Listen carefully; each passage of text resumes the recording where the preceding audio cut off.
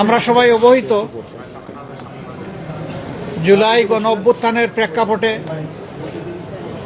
ধারাবাহিক প্রক্রিয়ার মধ্য দিয়ে এ মাসের 12 তারিখ যে নির্বাচন অনুষ্ঠিত হয়েছে, একই সাথে জাতীয় সংসদের নির্বাচন এবং গণভোট অনুষ্ঠিত হয়েছে। এই নির্বাচনে জাতি আশা করেছিল দেশের মানুষ নিঃসংকোচে স্বাচ্ছন্দ্যে উৎসবমুখর পরিবেশে তাদের ভোটের আমানতটাকে তারা প্রয়োগ করবে। দুঃখের বিষয় যে এটা পুরোপুরি প্রত্যাশা পূরণ হয়নি। বেশ কিছু জায়গায় অনেক সমস্যা হয়েছে, আপনারা জানেন, ওইদিকে আজকে আমরা যাচ্ছি না। আজকে ছিল নির্বাচিত জনপ্রতিনিধিদের শপথের দিন। আমাদেরকে চিঠি দেওয়া হয়েছিল গতকাল গভীর রাতে, যেটা আমাদের জন্য কিছুটা অস্বস্তিদায়ক ছিল। তারপরে আমাদের নাগরিক দায়িত্ব হিসাবে দেশবাসীর প্রতি সম্মান রেখে আমরা এসেছিলাম শপথ নিতে। ইতিপূর্বে বেশিরভাগ ক্ষেত্রেই আমরা লক্ষ্য করেছি একই দিনে একই সময়ে শপথ অনুষ্ঠান অনুষ্ঠিত হতো। এবারে বোধহয় আপনারা তার ব্যতিক্রম লক্ষ্য করেছেন। সরকারি দল আমাদের আগে তারা শপথ নিয়েছেন। আমাদেরকে সংসদ সচিবালয় থেকে যে পত্র বা চিঠি দাওয়াতনামা দেওয়া হয়েছিল, সেখানে 2টি শপথের কথা উল্লেখ ছিল। বলা হয়েছিল সংসদ সদস্য হিসেবে আমরা প্রথমে শপথ নিব, একটা সাদা ফর্ম আমাদেরকে বিলি করা হবে, প্রয়োজনীয় লেখাজোখা শেষ করে আমরা সেটা জমা দেব। আরেকটা শপথ হবে জুলাই চার্টার এবং গণভোটের যে প্রজ্ঞাপন হয়েছিল তার ভিত্তিতে সেই শপথটা গণভোটের শপথ, সংস্কারের শপথ।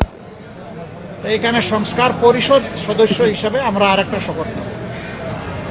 আমরা হলে প্রবেশ করার পরে সংসদ সচিব আমাদেরকে জিজ্ঞেস করলেন যে স্যার, সকালবেলা সরকারি দল তারা শপথ নিয়েছেন, তারা শুধু সংসদ সদস্য হিসাবে শপথ নিয়েছেন, আপনারা কি করবেন? আমরা তখন বললাম যে আমরা 2টিরই শপথ নিতে এখানে এসেছি। আমাদের তো গভীর রাতে আপনারা দাওয়াতনামা পাঠিয়েছেন, তারপরে আমাদের কোনো কনসার্ন থাকলে আগেই আমরা জানাতাম। আমরা কেন 2টা শপথ নিলাম, ওনারা কেন একটা নিলেন? ওনারা কেন নিলেন তার ব্যাখ্যা ওনারা দিয়েছেন। আমরা যে ব্যাখ্যাটা দিতে চাই, আমরা মনে করি যে 26-এ কোনো নির্বাচন হওয়ার কথাই ছিল না। এই 26 সালের নির্বাচনটা হয়েছে 24-এর গণ অভ্যুত্থানের কারণে। আমরা গভীর শ্রদ্ধার সাথে যাদের কারণে আজকের এই নির্বাচন, আজকের এই সংসদ, আমি তাদেরকে স্মরণ করছি, যারা জীবন দিয়ে দুনিয়া থেকে বিদায় নিয়েছেন। আল্লাহ তাদেরকে শহীদ হিসাবে কবুল করুন। যারা লড়াই করে আহত হয়েছেন, পঙ্গু হয়েছেন, তাদের প্রতি আমাদের গভীর সমবেদনা। আল্লাহ তাআলা তাদেরকে সুস্থতার নিয়ামত দান করুন। আর নির্বিশেষে গোটা দেশবাসী ফ্যাসিবাদের বিরুদ্ধে সেদিন লড়াই করেছিল, আমরা তাদের প্রতি গভীর কৃতজ্ঞতা প্রকাশ করছি। সম্মানিত সাংবাদিক বন্ধুগণ, আমরা আজকে হয়তো শপথ নিতে ভিন্ন চিন্তা করতে পারতাম, কারণ জুলাইয়ের আকাঙ্ক্ষা এবং গণভোটের রায়, এই 2টার প্রতি সম্মান দেখানো রাজনৈতিক দল হিসাবে আমাদের পবিত্র দায়িত্ব আমরা গণ্য করেছি। আমরা গণভোটের রায়কে সম্মান করেছি, জুলাইয়ের আকাঙ্ক্ষাকে সম্মান করেছি, যারা আমাদেরকে ভোট দিয়েছেন তাদেরকে সম্মান করেছি, এবং আমরা একমত হয়েছি যে এই শপথ নেওয়া আমাদের কর্তব্য। তবে আমরা মনে করি সরকারি দল শপথ না নিয়ে তারা জুলাইকে উপেক্ষা এবং অবজ্ঞা করেছেন। এতে জন আকাঙ্ক্ষার বিপরীতে তাদের অবস্থান বলে আমরা মনে করি। সংস্কারের বিপরীতে তাদের এই অবস্থান স্পষ্ট। যদিও তারা ব্যাখ্যায় বলেছেন যে সংসদ বসে তারপরে প্রভিশন ক্রিয়েট করে এটা তারা দেখবেন, আমরা এটা দ্রুত দেখতে চাই। যদি তারা জুলাইকে সম্মান করেন, যদি সংস্কারকে তারা ধারণ করেন, যদি আজকে যিনি প্রধানমন্ত্রী শপথ নেবেন তিনি নিজেও নির্বাচনী ক্যাম্পেইনে গিয়ে বলেছেন যে আপনারা গণভোটে হা বলুন, যদি এর প্রতি তারা শ্রদ্ধাশীল হন, আমরা মনে করি তারা ওই শপথটাও নেবেন। কার কাছে শপথ নেবেন সে দাবি আমরা করব না। ওনাদের পছন্দ মতো অ্যাপ্রোপ্রিয়েট অথরিটির কাছে ওনারা নিতে পারেন, আমাদের কোনো অসুবিধা নেই। কিন্তু আমরা দেখতে চাই জুলাই সম্মানিত হয়েছে এবং জুলাই স্বীকৃত হয়েছে। জুলাইকে অসম্মান অশ্রদ্ধা করে স্বীকৃতি না দিয়ে 26-এর এই পার্লামেন্ট নিশ্চয়ই কোনো গৌরবের আসনে বসতে পারবে না। আমরা আশা করেছিলাম তারাও শপথ নেবেন দুইটা, আমরাও নিব দুইটা সকালবেলা। তারপরে তারা আমাদেরকে অথরিটির পক্ষ থেকে দাওয়াত করেছিলেন বিকালের অধিবেশনে, যেখানে মন্ত্রী পরিষদের শপথ হবে, সেখানে অংশগ্রহণ করার জন্য। আমরা প্রত্যেকে 3টা করে কার্ডও পেয়েছিলাম, মানসিক প্রস্তুতি আমাদের ছিল, কিন্তু আমরা এসে ধাক্কা খেয়েছি। আমরা আমাদের জুলাই শহীদদেরকে অশ্রদ্ধা করতে পারি না, জুলাই যোদ্ধাদেরকেও আমরা অশ্রদ্ধা করতে পারি না, যার কারণে আমাদের শত ইচ্ছা থাকা সত্ত্বেও বিকালের এই শপথ অনুষ্ঠানে আমরা যে অংশগ্রহণ করতে পারলাম না, আমাদের একটা আফসোসের জায়গা থেকে গেল। আমরা স্বাচ্ছন্দ্যে যেতে পারতাম যদি আমাদের মতো তারাও 2টা শপথ নিতেন, তাহলে আমাদের কোনো ধরনের কোনো আপত্তির জায়গা থাকতো না। আজকে আমরা যারা শপথ নিয়েছি, আমরা নির্বাচনী প্রক্রিয়ার সময় জামাতে ইসলামীর পক্ষ থেকে বলেছিলাম যে আমাদের কেউ যদি সংসদ সদস্য নির্বাচিত হন অথবা আমরা যদি সরকার গঠন করি কেউ মন্ত্রী হন, তাহলে আমরা সরকারি প্লটের সুবিধা নেব না এবং ট্যাক্সবিহীন গাড়িতে আমরা চড়ব না। আমরা আজকে আবার পুনর্ব্যক্ত করছি, আমাদের এই সিদ্ধান্তে আমরা অবিচল এবং অটল। আমরা এটা নিব না এই সুবিধা। এছাড়া বাকি কতটুকু না নিয়ে পারা যায় সেটাও আমরা দেখব। আমরা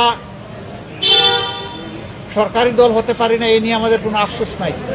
আমাদের আফসোসের জায়গা পরপর 3টা নির্বাচন ধ্বংস হয়ে যাওয়ার পরে জাতি বড় আশা করেছিল, যেভাবে উৎসবমুখর পরিবেশে তারা অনেকে ভোট দিয়েছেন, ঠিক তাদের ভোটের প্রতিফলনটা হবে যখন ফলাফল প্রকাশ হবে। কিন্তু সেখানে অনেক কিছু ঘটেছে, সেটা অন্য এক সময় আমরা বলবো। যার কারণে জাতির এই উৎসব ফল প্রকাশের সাথে সাথে মিলিয়ে গেছে। তারপরে আমাদের পক্ষ থেকে আমরা বলতে চাই, আমরা দেশকে ভালোবাসি। দেশ এবং জনগণের ভালোর জন্য সরকারও যদি কোনো উদ্যোগ নেয়, আমাদের সমর্থন তারা পাবে না। কিন্তু যদি আমরা দেশ এবং জনগণের স্বার্থের বিপক্ষে কিছু দেখি, তাহলে আমরা জনগণের হয়ে এই জনস্বার্থ বিরোধী কাজের বিরুদ্ধে আমরা লড়াই করব, আমরা প্রতিরোধ গড়ে তুলব ইনশাআল্লাহ। এবং সেটা জনগণের জন্য, জনগণকে সাথে নিয়ে। আমাদের এই ক্ষেত্রে নীতিমালা একেবারেই স্পষ্ট, তাওয়ানু আলাল বিররি ওয়াত তাকওয়া ওয়ালা তাওয়ানু আলাল ইসমি ওয়াল উদওয়ান। আমরা ভালো কাজের সবগুলাতে সমর্থন করব, কিন্তু যদি জনস্বার্থ বিঘ্নকারী কিছু হয়, আমরাই সবার আগে প্রতিবাদ এবং ক্ষেত্র বিশেষে প্রতিরোধ গড়ে তুলব ইনশাআল্লাহ। আমরা দেশকে ভালোবাসি, এদেশের মানুষকে ভালোবাসি। আমরা এই শপথ না নিলেও পারতাম, অনেক কিছু হয়েছে আমাদের সাথে, কিন্তু আমরা চাই ক্রমান্বয়ে গণতন্ত্র তার প্রাতিষ্ঠানিক রূপ পাক। এই রূপে ফিরে আসতেই হবে, এর কোনো বিকল্প নেই। এই জন্যে আমরা শত কষ্ট থাকা সত্ত্বেও আমরা সংসদে অংশগ্রহণ করছি এবং ইনশাল্লাহ আপনারা দোয়া করবেন আমরা যেন দেশ জাতির পক্ষে ভূমিকা রাখতে পারি। আমাদের নীতিমালার মাঝে দেশের ভিতরে আমরা চাই প্রত্যেকটি নাগরিক যেন তার নিরাপত্তা নিশ্চিত পায়, দেখতে পায়। মানুষের অর্থনৈতিক মুক্তি যেন আসে, যুবকদের বেকারত্ব যেন দূর হয়, কর্মসংস্থান যেন তৈরি হয় এবং মর্যাদাশীল একটি দেশ হিসাবে পররাষ্ট্র নীতি যেন আমরা নিজেরটা নিজেই আমরা গড়ে তুলতে পারি। বিদেশের সকল সভ্য দেশের সাথে আমাদের আন্তরিক এবং বন্ধুত্বপূর্ণ সম্পর্ক থাকবে, পারস্পরিক শ্রদ্ধা এবং সমতার ভিত্তিতে ইনশাআল্লাহ। আমরা গভীর পরিতাপের সাথে লক্ষ্য করছি, নির্বাচনের রাত থেকে, আগে তো কিছু ছিলই, বিশেষ করে নির্বাচনের রাত থেকে বাংলাদেশের বিভিন্ন এলাকায় ব্যাপকভাবে আমরা এখন যারা বিরোধী দলে আছি তাদের পক্ষে ভোট দেওয়ার কারণে, নির্বাচনী কর্মী হিসাবে কাজ করার কারণে, সমর্থনের কারণে নারী পুরুষ নির্বিশেষে সকলের উপর ব্যাপক হামলা হচ্ছে। আমার জানা মতো সবচেয়ে বেশি হয়েছে হাতিয়ায়, কিন্তু কোনো জায়গায় এটা থেকে বাদ পড়েনি। আমরা সরকারি দলের কাছে দায়িত্বশীল আচরণ আশা করি। আমরা আহ্বান জানাবো এখনই সেটা বন্ধ হওয়া উচিত। সরকারের জন্য নয়, দলের জন্য নয়, সরকার জনগণের জন্য। এবং আমরা দেখতে চাই যে এই ব্যাপারে দৃশ্যমান পদক্ষেপ তারা নিয়েছেন, এই অবনতিশীল পরিস্থিতির উন্নতি হয়েছে। তারা যদি কোনো ইতিবাচক উদ্যোগ নেন, আমাদের অকুণ্ঠ সমর্থন এবং সহযোগিতা পাবেন। কিন্তু আমরা বলবো যে যদি এই ধরনের কাজ অব্যাহত থাকে, আমরা জনগণের পাশে দাঁড়াবো, একেবারেই ফার্ম হয়ে দাঁড়াবো। এখানে আমরা কোনো কম্প্রোমাইজ করব না, কারণ আমরা দীর্ঘ রাস্তা স্বৈরাচারের বিরুদ্ধে লড়াই করে এই জায়গায় এসেছি। বিশেষ করে আমাদের যুব সমাজ, তারা যে ঐতিহাসিক ভূমিকা পালন করেছে, সেই যুব সমাজ এখনও বাংলাদেশে আছে। আমরা সেই যুব সমাজের প্রত্যাশা পূরণে অঙ্গীকারবদ্ধ। তারা যে সমতা এবং বৈষম্যহীন ন্যায় বিচার ভিত্তিক সমাজ চেয়েছিল, সেই সমাজ গঠনে আমরা কারো সাথে কোনোভাবেই আপোষ করব না। এ সমাজ গঠন করতেই হবে। যতক্ষণ পর্যন্ত এই লক্ষ্য অর্জিত না হবে, আমাদের লড়াই ততক্ষণ পর্যন্ত চলবে সংসদে, চলবে রাজপথে এবং চলবে প্রয়োজনে আইনি ময়দানে। সব জায়গায় আমরা লড়াই অব্যাহত রাখবো ইনশাআল্লাহ। আপনারা দোয়া করবেন, পাশে থাকবেন। আমরা সবাই মিলে দেশবাসীর বুকে ধারণ করে সামনে এগিয়ে যাব। আমাদের কাছে দল বড় নয়, ব্যক্তিও বড় নয়। আমরা আমাদের বিদেশি বন্ধুদেরকে অনুরোধ করব, আমাদের দেশের সাথে, দেশের মানুষের সাথে আপনারা সম্পর্ক বৃদ্ধি করবেন। এখানে আপনারা যদি বিনিয়োগ করেন, আমাদের যুবকরা কর্মসংস্থানের সুযোগ পেয়ে যাবে। আমরা এটাকে ওয়েলকাম করব বিরোধী দল হিসাবে। আমরা চাই আমাদের দেশ এগিয়ে যাক। আমরা চাই না দেশ কোনো আর অন্ধকার গর্তে, চূড়াবালিতে হামাগুড়ি খাক, এটা আমরা চাই না। আপনাদের সবাইকে ধন্যবাদ। কেন এই প্রশ্ন করছেন কেন? এটা আমি ক্লিয়ার করেছি। দ্বিতীয় প্রশ্ন হলো যে অন্তর্বর্তী সরকারের যে উপদেষ্টা খলিলুর রহমান বর্তমান সরকারের নীতি হিসেবে যাচ্ছেন, এই বিষয়ে আপনাদের কোনো মন্তব্য আছে? দেখেন, এটা তো সরকারি দল তাদের চয়েসের মানুষ নিয়েছে, তবে আমরা এটাকে ফেয়ার মনে করি না। যারা ইন্টারিম গভর্নমেন্টের পার্ট ছিলেন, তারা আবার একটা রাজনৈতিক গভর্নমেন্টের অংশ হবেন, তাহলে তারা কতটা নিরপেক্ষ ছিলেন না, সেই জায়গায় প্রশ্ন উঠতেই পারে। আমরা এটাকে খুব বেশি আমরা ফেয়ার মনে করি না। জনাব নাহিদ ইসলাম, আপনি যদি একটু বলেন যে এই সরকারি দলের সংবিধান সংস্কার পরিষদের শপথ না নেওয়া, এটা কিভাবে আপনি দেখছেন? আসসালামু আলাইকুম।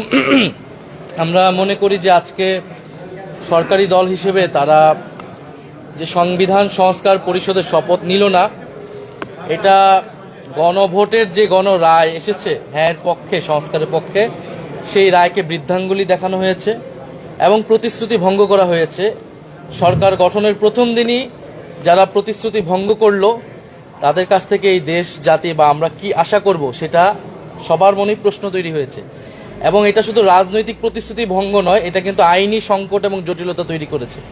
কারণ গণভোট যেই আদেশের ভিত্তিতে হয়েছে, যে জুলাই জাতীয় সনদ ব্র্যাকেটে সংবিধান সংস্কার বাস্তবায়ন যে আদেশ, সেই আদেশে সুস্পষ্টভাবে লেখা আছে যে জনগণের যে সার্বভৌম অভিপ্রায় জুলাই গণঅভ্যুত্থানে হয়েছিল, যার ভিত্তিতে সংস্কারের আকাঙ্ক্ষা, সে অনুযায়ী গণভোট হচ্ছে এবং গণভোটের যদি হ্যাঁর পক্ষে রায় আসে, তাহলে শপথ হবে একই অনুষ্ঠানে। সুস্পষ্টভাবে আদেশে লেখা আছে একই অনুষ্ঠানে নির্বাচিত যারা সংসদ সদস্য হবে, তারা সংস্কার যে সভা, সংস্কার পরিষদের সদস্য হিসেবে শপথ নেবেন এবং একই ব্যক্তির কাছেই তারা শপথ নেবেন এবং পরবর্তীতে কার্যক্রম আগাবে। ফলে আজকে যে তারা শপথ নিল না, এটা কিন্তু হ্যাঁ, তারা এটাতে সাইনও করেছে জুলাই সনদ, যার ভিত্তিতে হচ্ছে পরবর্তীতে আদেশ হয়েছে এবং এই আদেশটাকে কিন্তু তারা মেনে নিয়েছে, গণভোটকে তারা মেনে নিয়েছে, গণভোটে তারা অংশীদার ছিল।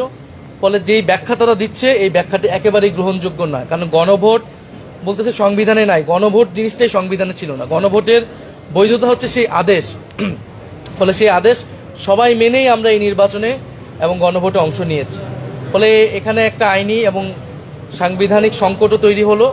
আমরা জানি না এটা কিভাবে, এর মধ্যে শপথ পাঠ করে এই সংকটে